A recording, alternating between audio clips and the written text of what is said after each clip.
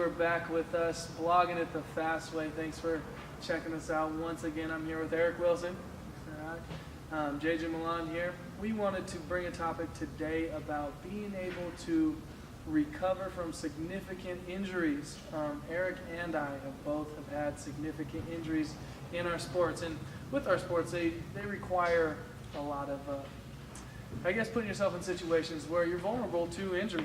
So he was a triple jumper, long jumper, extremely successful. He's probably one of the highest guys we got in here when it comes to level of competition. And tell us a little bit about what you do, track and field, where you went to college at real quick, and then we'll talk about the U.S. Olympic trials. Yes, so I went to college at India. First of all, I was born here in Reno. Grew up in Fallon, though, Trojan County, go Greenway. Smashed with Triple Bay. Then went to Indiana University. I ran track and field. I was a long jump triple jumper. Had some collegiate success. Was able to continue. By collegiate success, did you win a national championship? Yes. I won two. Personally? Oh, two. Two national championships. Sorry. A couple All-Americans. And then was able to continue professionally. Made U.S. Olympic team in 2008. Was on 4 total U.S. championship teams. And had 4 United States championships. One of them that we like to talk about is he, before the 2008 Olympic trials, right? Is that what it was? Yep. The U.S. Olympic trials, Aarik had multiple stress fractures in his tibia, his left leg. And that's obviously a big thing as a triple jumper, long jumper. So he was in a boot for how long? I was in the boot surgery for, too? I ended up having surgery a couple years after because they wouldn't heal. But I got diagnosed about 6 weeks before the Olympic trials. I was told, don't compete, don't run, don't even walk. You could break your leg. You catastrophically fracture your tibia at any point. Okay, now, we're not telling you go out there and jump with a broken leg. Aarik is at a high level. He was competing for the U.S. Olympic trials. This is a time in his life where he figured, I'd rather break my leg and do this than not do this. Because Olympics, once every 4 years, he's at peak in his career. He's either going to do it or he's not. So he's in a boot.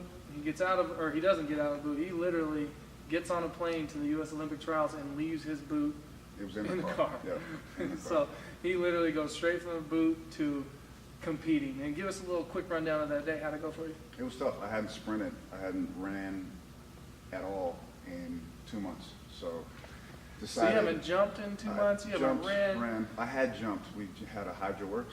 It's a underwater. gigantic treadmill where you can run and jump basically in a pool. And that's all I had done for 6 weeks going into Olympic trials. Biggest meet of my life, which is why I took the sacrifice and took the risk of, further injuring myself permanently. So compete, and it's hard being an athlete, especially at a high level. You have body rhythms and rituals that you like to do, and after sitting out and not doing stuff, you forget. You don't know how to compete anymore. I didn't even know how to think being in the competition. Something like triple jumping in this is very meticulous. It's not like riding a bike, how people say you have to be doing this on a weekly, daily basis to stay, Absolutely. to compete. Absolutely. So I was kind of trying to find myself, and all at the same time not having ran, jumped, anything in weeks. So competition starts, and I'm obviously putting all the pressure in the world on myself. I've been extremely successful for the past 6 years, really, coming into the trials. And getting beat, I was losing to people that had never beat me in my life. And so then I'm dealing with the mental aspect, not thinking I was the same person or the same athlete, or that I didn't have it left in my legs anymore, in my body, in my mind. Just completely lost as a person, as a man, as an athlete. And I literally had 45 minutes to Figure that out. Then put that in the back of my mind and focus on the task at hand, which was at least placing the top 3. So I had 6 jumps, and it took me all 6. I was in 5th place up until my last jump, when I finally figured it out enough to. And how'd that last jump go for you? We want to know. It went well. I won the meet, made my first Olympic team, my second best jump of my life at that point, and it was also the stadium record in Eugene, Oregon at the time as well. That's awesome, man. That makes me feel good just hearing that story. Still gives me chills. Yeah, it's good. So, going a little about myself, I've received a couple of injuries with football.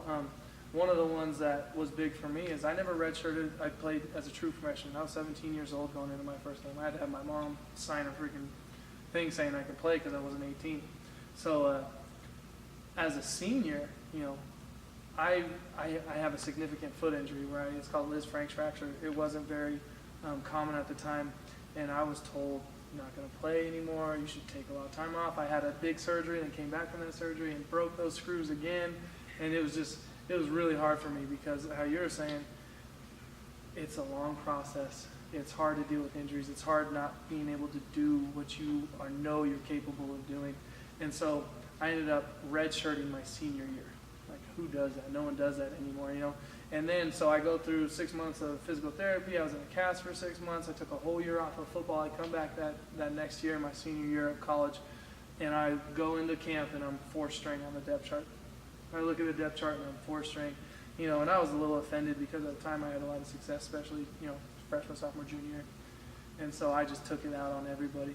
And I ended up, being a Western Athletic Conference leading sack guy, first team all conference guy, was runner up for defensive end of the year for the whole entire nation, top 10 in the nation in sacks.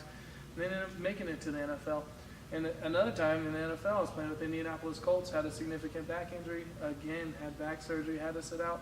Come back from that, signed a deal with the Bears on my birthday in 2008, August 11th, my birthday, I signed with the Bears. So we wanted to kind of tell you our stories about being injured.